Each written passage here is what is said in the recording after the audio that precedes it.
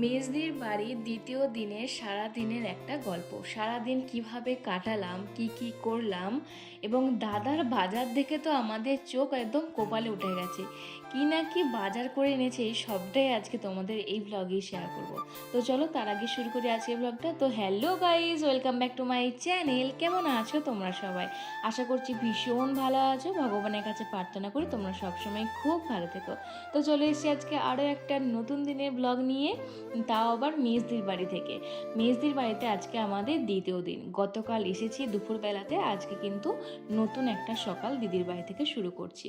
তো একদম সকাল সকাল তখন কটা বাজবে, দিদি তো ঘুম থেকে উঠে স্নান টান সেরে নিয়ে পুজো টুজো করে নিয়েছে, কারণ জানছে একটু দেরি টেরি হবে রান্না বান্না করতে, বাজার টাজার দাদা করতে যাবে, তো সেই সব কারণের জন্য দিদি একদম সকাল সকাল ঘুম থেকে উঠে, তবে এটা শুধু আমরা গেছি বলে নয়, দিদি মানে রেগুলারই এটা করে থাকে আর কি, যে সকাল সকাল আগে ঘুম থেকে উঠে স্নান টান সেরে পুজোটা করে নেয়, তারপরে রান্না বান্না যখন হবে, কারণ না হলে তো পুজো করতে অনেকটা লেট হয়ে যাবে সেই কারণে।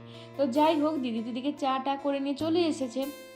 আর আমার মাও তাই, বাড়িতে যেমন ভোর ভোর ওঠে, ওখানে তো মায়ের ভোর ভোর ঘুম ভেঙে যাচ্ছে, 5টা সাড়ে 5টার সময় উঠছে।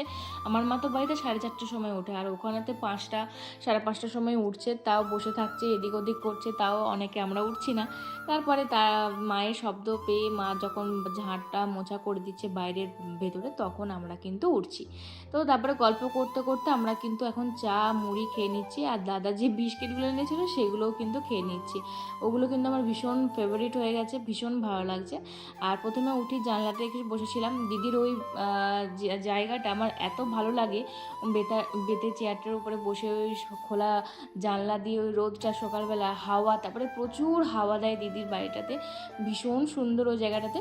আর তো তারপর চাটা খাওয়া হয়ে গেল, তারপরে দাদা চলে গেছে বাজারে।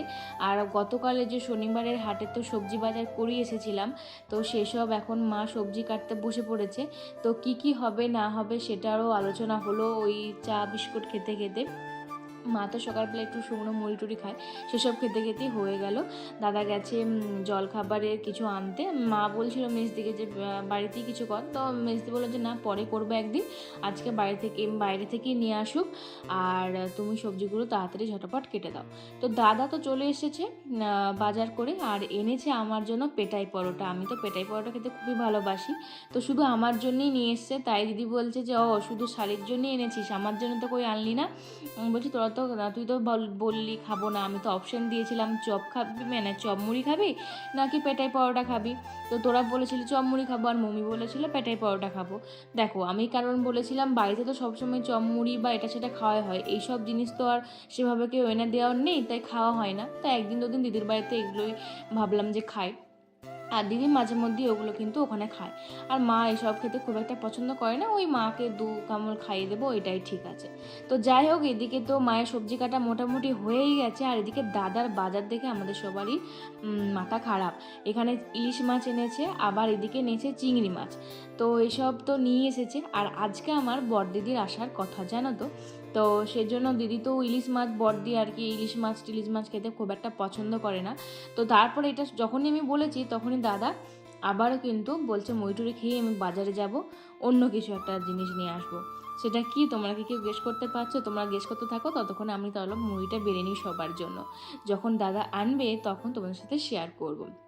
আমি তো ইলিশ খেতে বা আমরা সবাই ইলিশ খেতে ভীষণ পছন্দ করি। ইলিশ চিংড়ি দুটোই আমার ফেভারিট মাছ, মানে এত পছন্দ করি সে আর কি বলবো। আর দাদাও তাই। আর দিদি বলছিল যে এবারে আমার প্রথম ইলিশ খাওয়া, এই ফার্স্ট টাইমই হবে। আমি এর আগে আর খাওয়া হয় না, এইবারে আর কি। এর আগে খেয়েছে কিন্তু এইবারে খাওয়া হয়নি। আর আমি বললাম যে আমি একবার বাড়িতে খেয়েছিলাম, দাদাকে আনতে বলেছিলাম, তো দাদা এনেছিল, আমার প্রচণ্ড খেতে ইচ্ছে করছিল সেজন্য। তো তারপরে যে সবাই মিলেই কিন্তু আমরা ভাগ করে পেটাই পরোটা খেয়ে নিয়েছিলাম। আর দিদি তো মুড়ি খাচ্ছে, তারপরে মাকেও মুড়ি দিয়ে দিয়েছি। আর ডোডোকে তো বলছিলাম তুই আমার ফোনটা নিয়ে কি করছিস, সেজন্য ওকে বেঁচে রেখে আবার দিদি আবার ফোনটা দিল।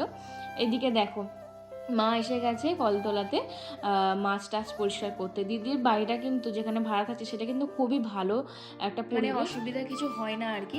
আর যাদের বাড়িতে ভাড়া আছে সেই দিদি দাদাটাও এত ভালো, আর তাদের বাচ্চাগুলো এত ভালো, তোমাদেরকে কি বলবো, একদিন অবশ্যই তোমাদের সাথেও পরিচয় করিয়ে দেবো। যাই হোক, তার আগে চলো মা মানে দাদা আবার কি বাজার করে আনলো সেটা তোমার সাথে দেখা। এই দেখো, দাদা আবার নিয়ে এসছে বাজার থেকে খাসির মাংস। তো যেহেতু বড়দিদি ইলিশ মাছ খাবে না, সেই কারণে বড়দির জন্য আবার ঠিক করা হলো যে তাহলে খাসির মাংসটাই আজকে হোক। কারণ পরের দিনে পড়েছে সোমবার, শনিবার দিনে এসেছি, মাঝখানে রবিবার, পরের দিনে পড়েছে সোমবার। আর সোমবারে ছিল, সেদিনকেই ছিল শ্রাবণ মাসে চতুর্থ সোমবার, তো সবারই নিরামিষ। আর আগের দিনেও নিরামিষই খায়, কিন্তু দিদি বলছে এখানেতে আগের দিনে আর নিরামিষ করতে হবে না, পরের দিনে করবি, মানে সেই দিনেতেই করবি, আর আগের দিনে নিরামিষ করতে হবে না, খেয়েই নে। তো আমি বললাম ঠিক আছে, আর কি করা যাবে, কোথাও গেলে এলে তো এগুলো তো মানে একটু করে নিতেই হবে। তো যাই হোক, তো আর মেজদি না এইসব খুব একটা করে না। আমি বলছি তোর তো করার দরকারও নেই, বলছি শিবের মতন তো বর পেয়ে গেছি, মানে শিবের থেকেও বেশি ভালো বর পেয়ে গেছিস। তো যাই হোক, তো মা তো ওদিকে বাছাবুছি করে নিল, মানে মায়েরা গেলে মেয়েদের এটাই সুবিধা, খুব একটা কাজ মানে মেয়েদের করতে দেয় না, সব কাজ মাই বলে যে করে নেবো করে নেবো। মাও বলছিল যে আজকে দিয়ে রান্না করি রান্না করি, সে মেয়েদের কিছুতেই করতে দেবে না, বলছে না আমি আজকের দিনটা করি আজকের দিনটা করি, কাল থেকে করবে কালকে করবে, এইসব বকে যাচ্ছিলো, সে মাকে কিছুতেই করতে দেবে না। মেজদি বলছে দেখো না আমার রান্না খেয়ে একদিন, অনেক দিন তো খাওনি, ভুলেই তো গেছো। তো এই হচ্ছে ব্যাপার স্যাপার। তো তারপরে আমি ভাবলাম যে মেয়েদি যেহেতু রান্না টান্না করছে, আমি তাহলে একটু ঝাঁট মোছাটা করে দিই। তো ঝাঁটটা দিয়ে দিলাম, ঝাঁটটা দেওয়ার পরে মেজদি এদিকে ডোডোকে খাবারটা গুলে দিল। মাকে বললো তুমি খাইয়ে দাও, আমাকে এইসব দিকটা তোমাকে আর দেখতে হবে না, রান্নার দিকে তুমি ডোডোকে খাইয়ে দাও, তাহলেই আমার শান্তি। তো ডোডোকে খাইয়ে টাইয়ে দিচ্ছে, ডোডোর কোনো ঝামেলা টামেলা নেই, ওকে শুধু খাবার টাইমে একটুখানি ফোনটা চালিয়ে দিতে হবে, তাহলে ও চুপচাপ বসে বসে খেয়ে নেবে, আর খিদে পেলে ফোনটাও দেখার দরকার নেই, নিজেই বসে বসে খেয়ে নেবে। তো যাই হোক, তারপরে তো ওইদিকে দিদি তো চচ্চড়ি নাকি একটা সব রকম সবজি দিয়ে কিছু একটা করছে। তারপরে আমি ভাবলাম যে এবার চলো স্নানটা করে নেবো, কিন্তু মেজদি বলছে যে না এখন স্নানটার নয়, ও আবারও নাকি বলছে যে ভিজে ভাত আছে দেখ আগের দিনের, আমি ইলিশ মাছ ভেজে দিচ্ছি, আর তরকারিটাও আমার হয়ে গেছে, আর ভাজা ভুজিও পটল ভাজা বেগুন ভাজা উচ্ছে ভাজা হয়ে গেছে, ওই ভিজে ভাতগুলো বেড়ে নে তিনজনে মিলে খেয়ে নিই। তো আমি বললাম ঠিক আছে। তো মানে ভিজে ভাত, ইলিশ মাছের তেল আর ইলিশ মাছ ভাজা, ওই রকম একটা ঝরঝরে চচ্চড়ে তরকারি, মানে আর কি চাই বলো তো।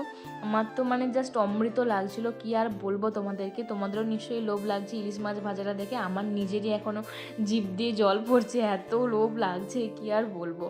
আর সবাই মিলে খেলে তো আরও বেশি ভালো লাগে, নিজেরা যতটা মানে খাবার থেকে সবাইকে দিয়ে যখন খাইয়ে দিই ভীষণ ভালো লাগে তখন, জানো তো। মাও আগে খাইয়ে দিত, এখন আমরা মাকে খাইয়ে দিই। তো যাই হোক, এই ইলিশ মাছ বাছাটা সব থেকে কষ্টের ব্যাপার, আমার এত একটা কাঁটাও যাওয়া চলবে না, একটা দুটো চলে যায় ঠিক আছে চিবিয়ে খেয়ে নিই, কিন্তু সব মানে বাঁচতেই হয়। তারপর দেখলাম বেসিনে অনেক বাসন জমে গেছে, মেজ দিয়ে একটা করে ধয় না, সব একসাথে হয়ে যায় তারপরে ধয়, নাহলে নাকি ওর জামা টামা ভিজে যায়। তো আমি বললাম তাহলে আমিই ধুয়ে দিই, তো বসে বসে তো খেয়ে লাভ নেই, সবাই কাজ করবে আর আমি বসে লাভ সেটা তো হয় না। তো টুকটাক যতটা পারি দিদিদেরকে হেল্প তো করছিলামই। আর ওইদিকে করতে করতে দিদির কিন্তু মাংস রান্না মোটামুটি হয়ে গেছে, আমাদেরকে কিন্তু চাকতে এসেছে যে দেখ নুন ঝাল হয়েছে কিনা সব কিছু। আমার রান্নাটা দেখানো হয়নি, তো মোটামুটি কিন্তু খুব সুন্দর রান্নাটা করেছিল মেজদি, সেটা আমি আর বলছি না, গরম গরম খেতে খুবই ভালো লাগছিলো। তাই আর দেরি না করে আমি ঝটপট চানটা করে নিয়েছি, কারণ এরপর খেতে হবে, মানে খিদে পেয়ে গেছে, মাংসর গন্ধ শুনে না খিদে পেয়ে গেছে। আর আজকে ইলিশ মাছ চিংড়ি মাছ কিছু করেনি, ওটাগুলো বললো পরের দিনে করবে, আমরা নিরামিষ খাবো কিন্তু ওরা তো খাই তাই ওরা খাবে। আর আজকে শুধু হয়েছে মাটন আর ওইদিকে তরকারি, তারপরে তো ভাজাভুজি আছেই। আর এদিকে তো দুজন মিলেই চলে এসেছে, ভাত টাত বেড়ে নিচ্ছে, আজকে দিদি ভাত টাত বেড়ে দিচ্ছে, কারণ আমি ভিডিও করছিলাম তো সেই জন্য। তো যাই হোক, তবে ওদিকে তো দাদা বাজার থেকে আমও নিয়ে এসেছিলো, এখন আমের সিজন চলে গেছে, তা সত্ত্বেও আমাদেরকে খাইয়ে খাইয়ে এই এক সপ্তাহে মোটা করবে ভেবেই নিয়েছে ওরা দুজন মিলে, সেই জন্য তো যত বাজারে যা আছে সব কিছু নিয়ে আসছে আর খাইয়ে খাইয়ে মোটা করে দিচ্ছে। আর সত্যি মনে হচ্ছে মোটা হয়ে গেছি জানো তো। যাই হোক, দুপুরে মেনু কিন্তু আমাদের রেডি এবং টেবিলও সেজে গেছে, আর আজকে শো স্টপার মাটন কিন্তু এসে গেছে, মা আর মেয়েছি সুন্দর করে সাজিয়ে গুছিয়ে সবাইকে খেতে দিয়ে দিচ্ছে, দেখেই তো লোভ লাগছে।